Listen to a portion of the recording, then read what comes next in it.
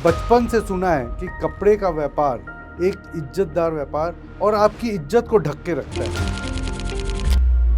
फितरत थी कि कुछ जो है दिमाग बोलते ना पागलपन कि हमको कुछ नया करना है। एक दिन मैं अपने एक रिटेल कस्टमर के पास गया कि मुझे लहंगे कैसे होते हैं आप दिखाओ।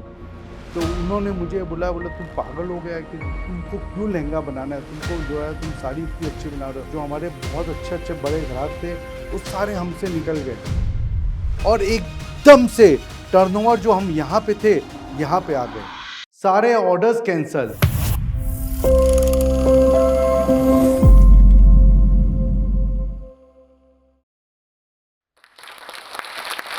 नमस्कार, मैं विशाल पचेरीवाल गुजरात के एक शहर सूरत से। मेरी कंपनी पर्णिका इंडिया पिछले 40 साल से कार्यरत है। तो आज मैं अपनी जवानी, अपनी कहानी आप सबको बताना चाहूंगा। कैसे पर्णिका इंडिया जो कि एक छोटी सी दुकान से आज 200 करोड़ का बिजनेस कर रही है। मेरी कहानी स्टार्ट होती है 3 राज्यों की, राजस्थान, बिहार और गुजरात।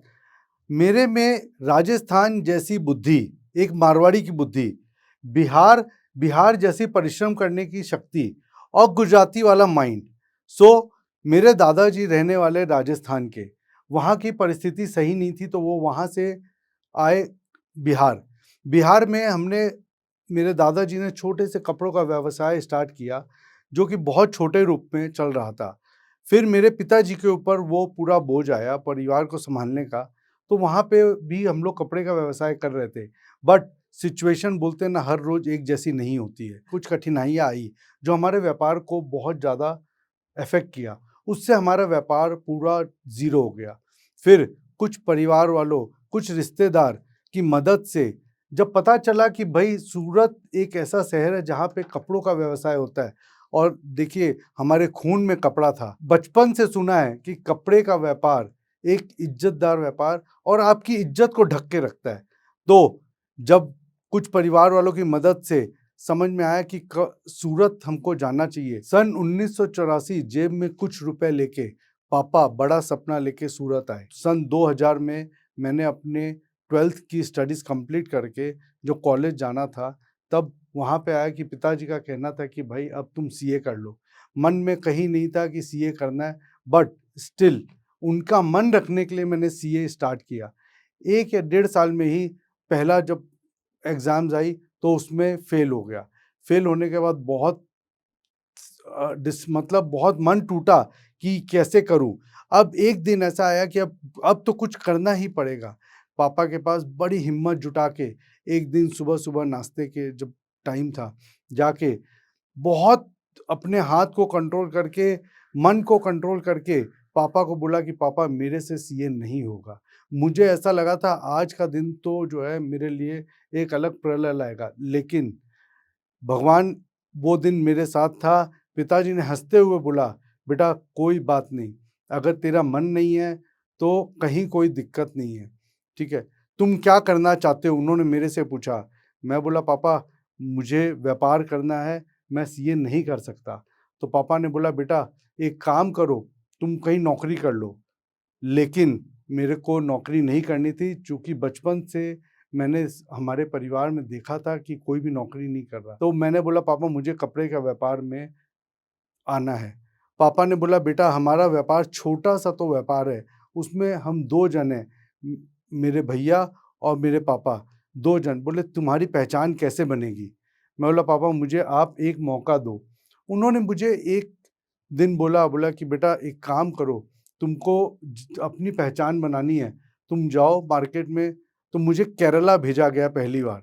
व्यापार में जुड़ते 10 दिन बाद मुझे बोला कि केरला चले जाओ। ना मुझे कपड़ा मालूम था, ना मुझे टेस्ट मालूम था, ना मुझे क्वालिटी मालूम थी, ना मुझे फैशन मालूम था, लेकिन बोले कि तुम जाओ। 40 किलो सैंपल मेरे साथ दे दिए और सब पे खाली एक टैग लगा दिया कि ये क्वालिटी है और ये रेट है। जब मैं केरला पहुंचा तो मेरी हालत ऐसे समझो कि जैसे कि काटो तो खून निकले। मैं व्यापारियों के पास जाऊं, व्यापारी मुझे देख के हंसे, व्यापारी को ऐसा लगे कि ये क्या जो है नया नया, इसको कुछ आइडिया नहीं है। बस वहीं जो है मेरी हिम्मत टूटी। तो शाम को 7 बजे मैं केरला के कैलीकट के गाँव में समुद्र के पास बैठा था। वहाँ पे मुझे रोना आ रहा था, लिटरली मैं रो रहा था कि मैं क्या करूँ? एक तरफ समुद्र दिख रहा था और एक तरफ धरती। समझ नहीं आ रहा था कि कैसे अपने आप को सँभालूँ। बट मैंने हर चीज़ से कुछ सीखने मिलता है, ये मैंने समुद्र की लहरों को देखा आधे घंटे। तब मुझे एक चीज़ एहसास हुआ कि जैसे समुद्र की लहरें थकती नहीं हैं, जैसे कि वो एक लहर के बाद एक लहर, वो थकती नहीं है, वो थमती नहीं है, तो हम इतनी जल्दी क्यों हारें? देखिए, वही एक ऐसा मेरे लिए टर्निंग पॉइंट था। मैं अपने दोस्तों को, मैं अपने जो यंगस्टर्स हैं, मैं उनको ये कहूँगा कि कभी ज़िंदगी में हारना नहीं चाहिए। अब जर्नी स्टार्ट होती है जब 2003 में टेक्सटाइल इंडस्ट्री में बहुत रिसेशन था और कुछ समझ नहीं आ रहा था। वहाँ पे हमारे ऊपर कुछ देनदारियाँ भी थी, चूँकि हम लोग व्यापार कर रहे थे 2% एजेंसी का। 2% एजेंसी में पूरा परिवार का लालन-पोषण करना बहुत मुश्किल हो रहा था। तो एक दिन मैं, मेरे भैया, मेरे पापा, हम लोग बैठ के सोचे कि भई ऐसे तो कैसे चलेगा, परिवार बढ़ता जा रहा है। मेरे भी बच्चे, भाई के भी फैमिली हो गई, खर्चे दिन-रात बढ़ते जा रहे हैं।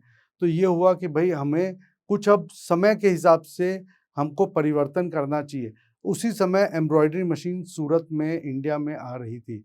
एम्ब्रॉयडरी मशीन जो 20-20 हज़ार, 25-25 हज़ार रुपए की साड़ियाँ जो पहले बिकती थी, जो हर लोगों के पकड़ में नहीं आती थी, जो मध्य वर्ग वाली औरतें थी, वो लोग का सपना था वो पहनना। तो हम लोग ने चाइना से एम्ब्रॉयडरी मशीन इंपोर्ट करके सूरत में सबसे पहले एम्ब्रॉयडरी मशीन हम लोग ने वहाँ पे इंस्टॉल की। उससे ये हुआ कि हमें कुछ वेरिएशंस, कुछ हम लोग ने इनोवेशंस करने स्टार्ट किए। अब आती है स्टार्ट कि आपको लाइफ में आगे बढ़ना है तो आपको इनोवेटिव होना बहुत ज़रूरी है। इनोवेशन मतलब कि आपको समय के साथ चलना है।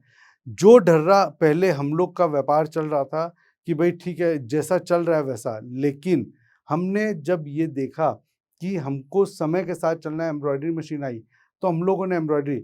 अब चैलेंज स्टार्ट होता है कि सूरत में ना कोई परिस्थिति थी एम्ब्रॉयडरी मशीन की, ना कोई पकड़ थी और ना मार्केट था। तो कैसे करें?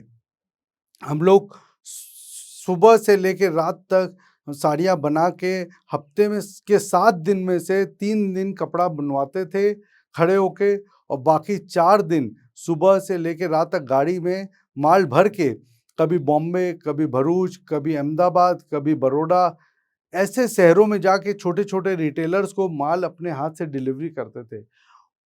उससे ये हुआ कि मार्केट में हमारी एक पहचान बनी कि पर्निका इंडिया अथवा हमारी 3 कंपनियाँ पार्वती और रेज़िन, इन लोग अच्छा क्रिएशन कर रहे हैं। देखिए, भगवान के घर में देर है अंधेर नहीं, आपको लगे रहना है। किस दिन, कब परिस्थिति बदलेगी, कब परिस्थिति चेंज होगी, कोई नहीं जानता।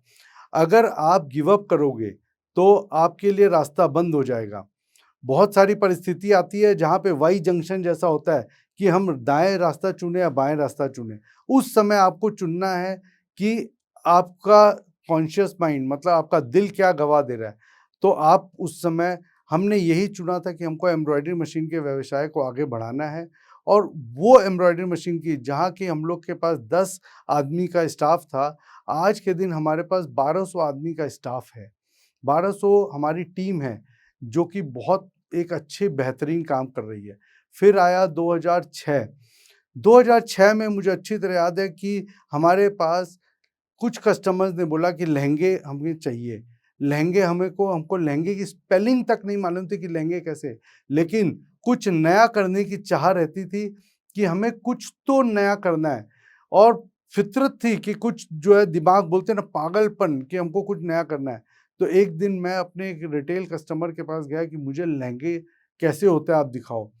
तो उन्होंने मुझे बुलाया, बोला तुम पागल हो गया है कि तुमको क्यों लहंगा बनाना है? तुमको जो है, तुम साड़ी इतनी अच्छी बना रहे हो। बोला नहीं, मुझे लहंगा बनाना है। मैंने उनसे एक 80,000 रुपए का लहंगा, जो कि मेरी पॉकेट अलाउ नहीं कर रही थी, फिर भी मैं उनसे 80,000 का लहंगा लेके आया। उस डिज़ाइन को मैंने पूरा अच्छी तरह स्टडी किया। फिर उस डिज़ाइन को 5 साल तक हम लोगों ने लहंगा बनाया। पूरे सूरत में किसी को नहीं पता चला कि लहंगा, और कुछ नया करेंगे तो आपको अच्छी उसकी प्रॉफ़िट भी मिलती है। ऐसे करते-करते 2011 देखिए, कुछ बोलते हैं ना, समय जो है कुछ नहीं कहा सकता कि अगली आपके लिए क्या होने वाला है। तो इतना अच्छा समय चल रहा था कि एक परेशानी का समय फिर दिखा। 2011 में हमारी इतना अच्छा व्यापार चलते-चलते आगे हमारे लिए वापस एक कठिनाई का समय आ गया।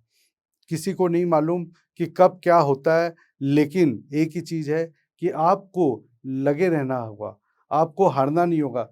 2011 में जहाँ हम लोग 120 करोड़ का टर्नओवर कर चुके थे, वहीं हमारा 2012 में हमारा टर्नओवर मुश्किल से 60 करोड़, खर्चे 120 करोड़ के हिसाब से और टर्नओवर 60 करोड़। आप सोचिए 50 करोड़ का टर्नओवर माइनस, लेकिन भगवान अगर आपके लिए कुछ कठिनाई लाया तो उससे अच्छा और रास्ता, जैसे कि मैंने बताया था, समुद्र हर एक लहर के बाद एक बड़ी लहर आती है। तो वैसे ही 2012 में हमें ये समझ में आया कि हमारे कहीं न कहीं ओवर कॉन्फिडेंस, बोलते हैं ना कि आप कहीं ज़्यादा ओवर कॉन्फिडेंस हो जाते हो, ठीक है? हमें ये समझ में आया कि हमने मार्केटिंग में कहीं न कहीं हम लोगों ने चूक की है। हम कहीं न कहीं अपने आप को ओवर कॉन्फिडेंस या कंफर्ट ज़ोन में ले आ गए थे। 2012 में हमको ये समझ में आया कि हमारा व्यापार बहुत डाउन चला गया, जो हमारे बहुत अच्छे-अच्छे बड़े ग्राहक थे, वो सारे हमसे निकल गए।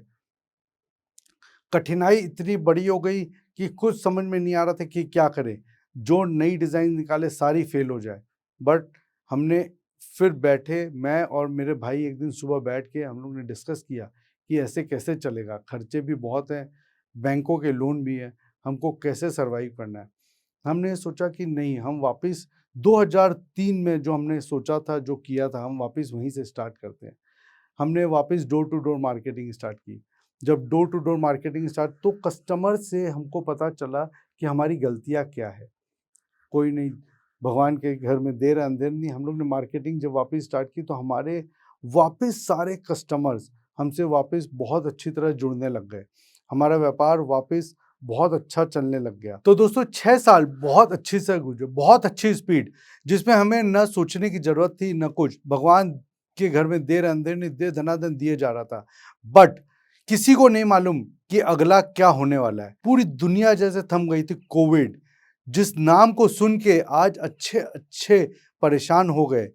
पूरी दुनिया ऐसा लगा कि जैसे कि आगे क्या होगा? सबको ऐसे लगने लगा कि अब तो कुछ नहीं होगा, बस द एंड आ गया। वैसे ही सेम हमारी कंपनी के साथ हुआ। जिस कंपनी में 1200 आदमी का स्टाफ, जिस कंपनी में टर्नओवर इतना अच्छा जा रहा है और एकदम से टर्नओवर जो हम यहाँ पे थे, यहाँ पे आ गए। सारे ऑर्डर्स कैंसल, स्टॉक इतना भरमार, देनदारी दुनिया भर की। समझ नहीं आ रहा था कि क्या हो? वो सब तो ठीक है, सबसे बड़ा टेंशन था 1200 आदमी का। अब आती है असली कहानी स्टार्ट यहाँ से। जब कोविड आया तो पूरी दुनिया ने क्या किया? सारी दुनिया ने अपने-अपने स्टाफ को सबको हटा दिया। सबको इमीडिएट नोटिस जारी कर दिया कि आप इमीडिएट एक्शन से आप लोग हमारे कार्य से अलग है। एक दिन मैं, मेरे भैया और मेरे फादर हम लोग बैठे थे। हम डिस्कस किए कि हम हमारे स्टाफ के साथ क्या करें? इन लोगों को कैसे करें? ज़िम्मेदारी भी बहुत थी, टेंशन भी दुनिया भर का था। लेकिन जब ये आया कि भई जब व्यापार बहुत अच्छा चलता है, तो क्या हम हमारे प्रॉफ़िट का हिस्सा उन लोगों को देते हैं? नहीं, हम तो सिर्फ़ उनको उनकी सैलरी देते हैं प्लस बोनस देते हैं। तो आज हम ऐसा गलत काम क्यों करें, आप बताओ? कि क्यों करें कि हम उनको इमीडिएट नौकरी से हटा दें? उनका क्या गुनाह है? तो हमारी सोच यहाँ पे आके तीनों की सहमति मिली कि नहीं, हमें किसी को भी हटाना नहीं है। समय के साथ हम उनके साथ वर्चुअल मीटिंग किए। हमने उनको एक ही चीज़ बोला, देखो भाइयों, समय कठिन है, तुम्हारे लिए भी, हमारे लिए भी।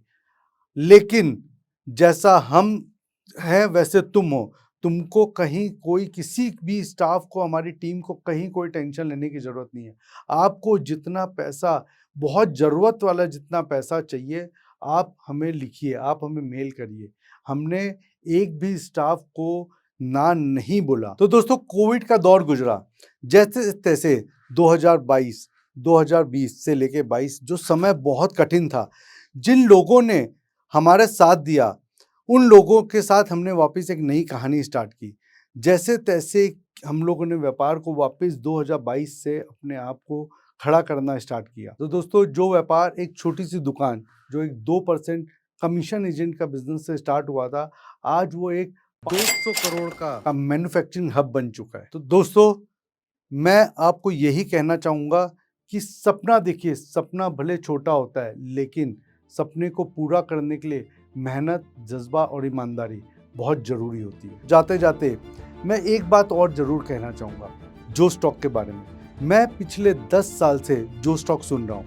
मुझे भी एक सपना था कि किस दिन मैं वहाँ खड़ा होऊंगा। मुझे नहीं मालूम था कि मेरे पास एक दिन कॉल आएगा कि सर, हमें आपके साथ जो है कुछ वार्तालाप करनी है। तो जो स्टॉक एक ऐसा होता है कि आदमी में जोश भर देता है, बहुत अच्छा जोश। और यंगस्टर्स मैंने देखा है कि वो बहुत इंस्पायर होते हैं, और जो लोग नहीं देखते, मैं ज़रूर कि आप 100% इसको फॉरवर्ड आप अपने उन लोगों और यंगस्टर्स के साथ करें, क्योंकि कुछ जोश तो चाहिए 100%। Thank you.